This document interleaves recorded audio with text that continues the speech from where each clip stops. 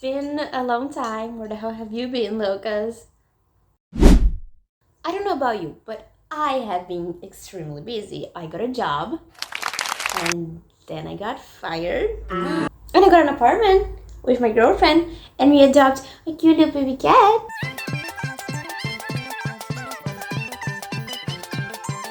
Anyway, this isn't a live update video, but in fact a bit of a rehash of an old video from an old channel. Today we're going to be talking about Sweet Vicious. You might know this woman. You might know her as Dr. Melissa King. If you're this guy, you might know her as your daughter. But if you're me, you know her as Ophelia from the cancelled after only one season MTV original series, Sweet Vicious. And now you, aka me, might want to watch the pit just because she's in it. I discovered Sweet Vicious through a gift set on Tumblr. That's how I discovered so many series in the 2010s. It was also how I found out about a bunch of cool YouTubers who just aren't around anymore, and or who found out later that they were gay. But that's not here nor there. We see a hooded figure walking up the dirty bottle-covered steps of a frat house. The figure has piercing blue eyes and decides to climb up a lattice and enter via an open window into the bedroom of an unassuming boy wearing headphones. They hit the boy's face on his computer desk, grab his phone before he can call the cops. They drop-kick him into the closet, show him they have a knife, and ask, "Truth or dare?" Choose truth for the boy to answer and ask, "Do you know this girl?" Say her name. He says he doesn't know her. Try again. Beth. With their knife edging up his leg, the hooded figure continues. "Are you scared, Will? Do you feel powerless? Do I have consent, Will?" I want you to think about Beth, the music you played to drown her screaming, the tears that filled her eyes when you forced yourself into her. "No, please." They slap him. "I'm sorry. I thought no meant yes." You didn't stop when she said no. "If you ever do what you did to Beth to anyone, I will be back.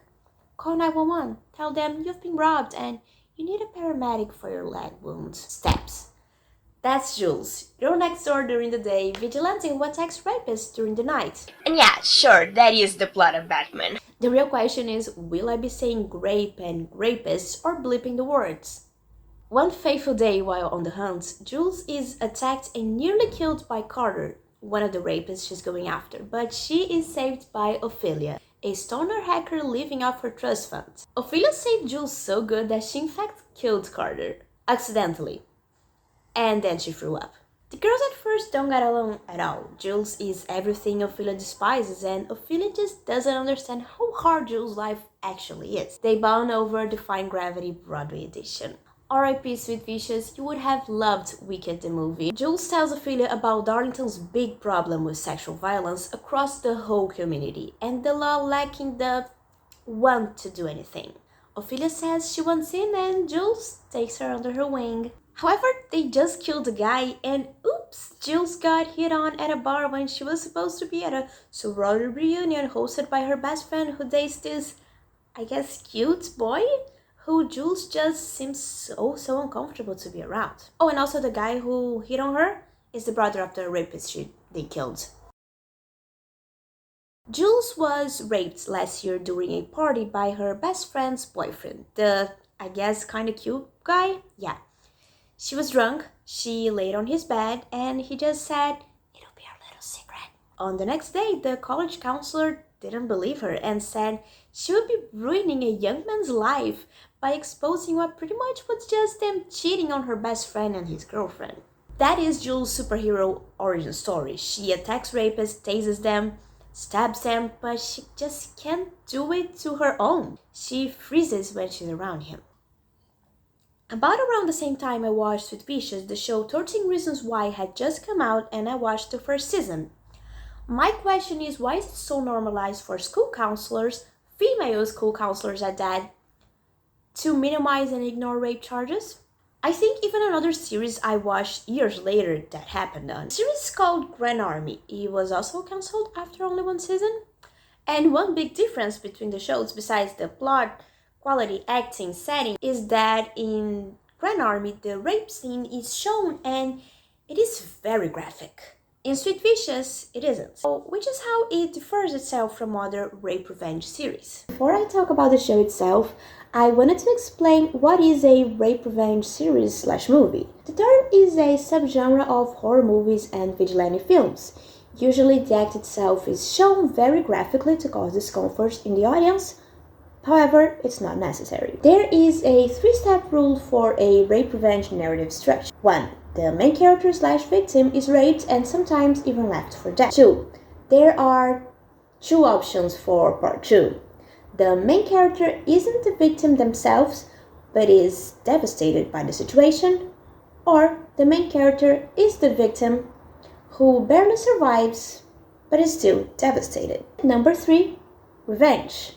The main character looks for revenge and to eliminate the rapist. Rape revenge narratives tend to be somber, brutal, and hard to watch. There's some catharsis in watching a victim get justice by ruthlessly hunting down her rapist. But ultimately, the audience is left feeling hopeless. What sets Sweet Vicious apart, however, is its ability to inject a hopeful and fun energy into such a heavy and trauma-filled narrative without sensationalizing or belittling what sexual assault survivors go through. Even though Sweet Vicious is a show about sexual assault, not every episode contains it, and when it does, it's done graphic, and at the beginning they show a trigger warning. This show contains a sexual assault scene that may be difficult for some viewers to see. View discretion is advised. Through all of its 7 episodes, the series explores the multitude of expectations placed on women and how sometimes those rules are reinforced by women themselves. Ourselves? There is an episode on sorority hazing and there's a lot of body shaming.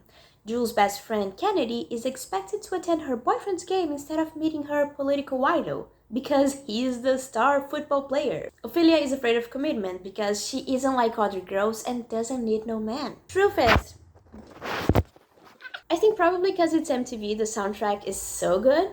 I used to listen to it all the time. I'll link the playlist below. Truth is, I haven't started watching the bit. I think Taylor Deirdre looks better with green hair.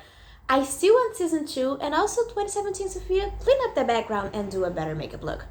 I hate your eyeshadow, even though I kind of did just copy it.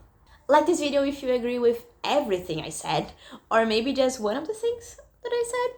Subscribe to see more of my face and tell me in the comments below. Should I have said grapes, and rapists? Which is one of my favorite TV shows, and also a subject that gets me real salty because the show was cancelled after just 1 season, and I am real mad. Okay, let's go.